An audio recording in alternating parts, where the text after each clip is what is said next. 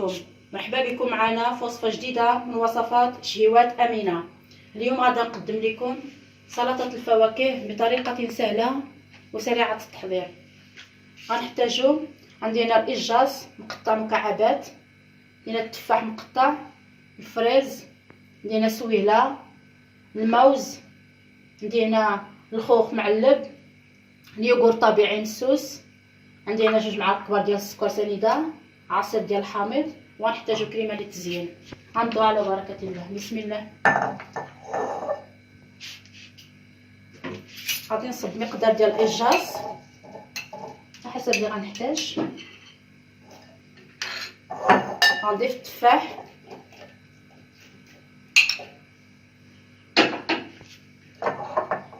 غنضيف الموز،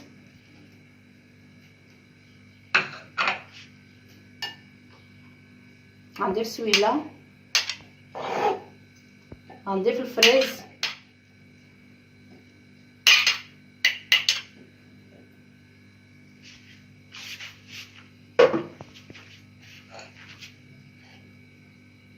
غنضيف الخوخ،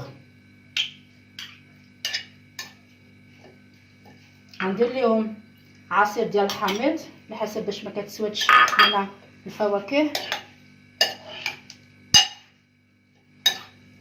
غندير السكر سنيده،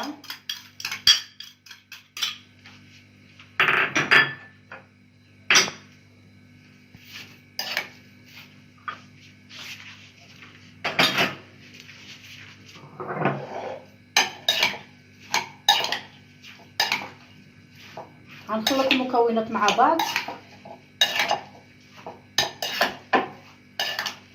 غنخلطهم بعصير ديال الحامض والسكر سنيده،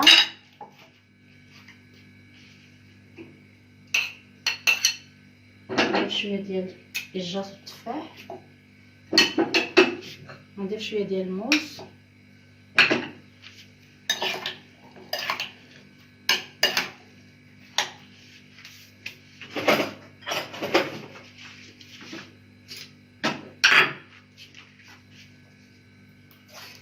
غنخلطهم باليوغور طبيعي،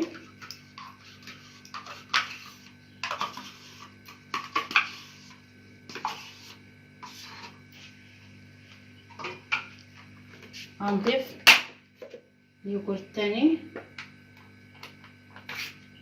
غندير المقدار اللي غيكفيني وغنخلط. طريقه سهله، واي فاكهه عندك في الدار تقدري تستعمليها، ماشي شرط تكون واحد فاكهه معينه.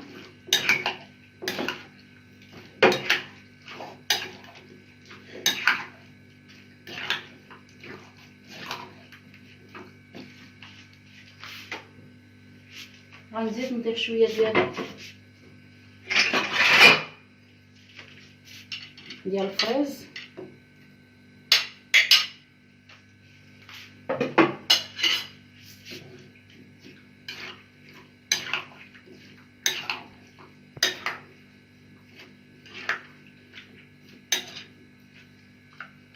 غنزيد اليوغور،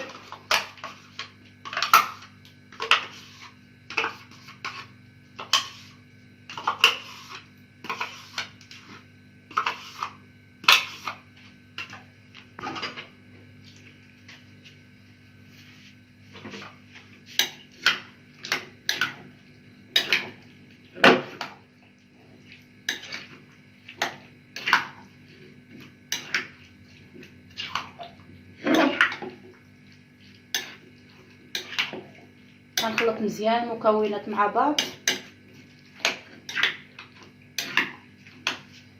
غنضيف الموز،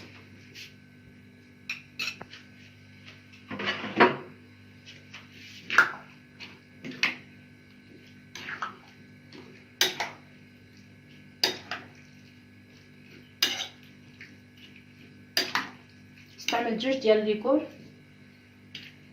هادشي اللي كفى ليا بالنسبه للفواكه.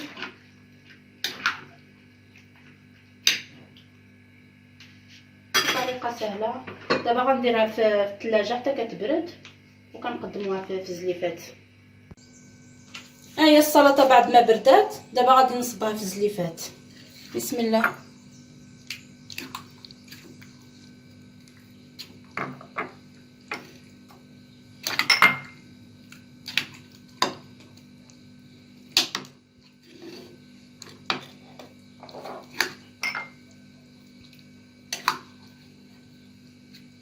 غادي نعمرها في الزليفات كاملين.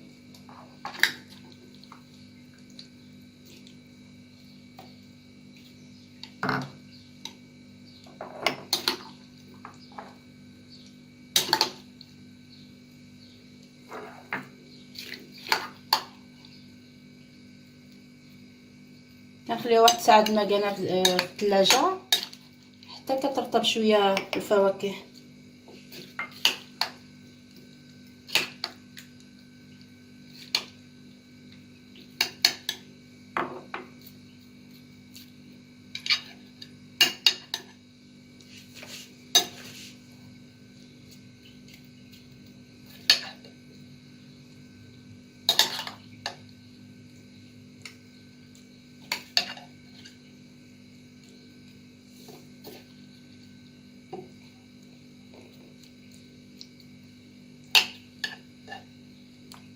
صافي بارك عليهم. دابا غادي نزينها بكريمه.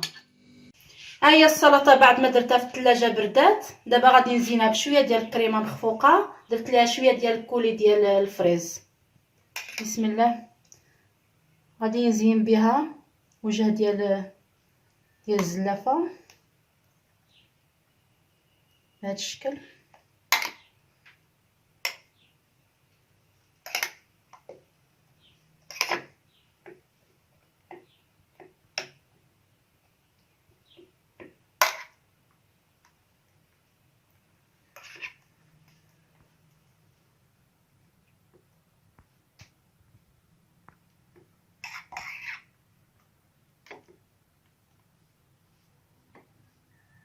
كنخليو الفروطه حتى كتشرب اليوغور في الثلاجه.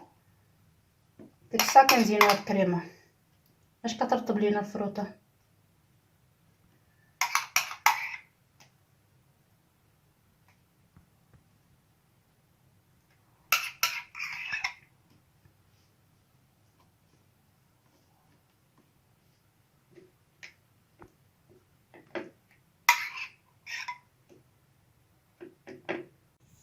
ها هو الشكل النهائي ديال السلطه. كنتمنى تعجبكم الوصفه. الى عجبكم الفيديو ما تنساوش ديروا لي لايك.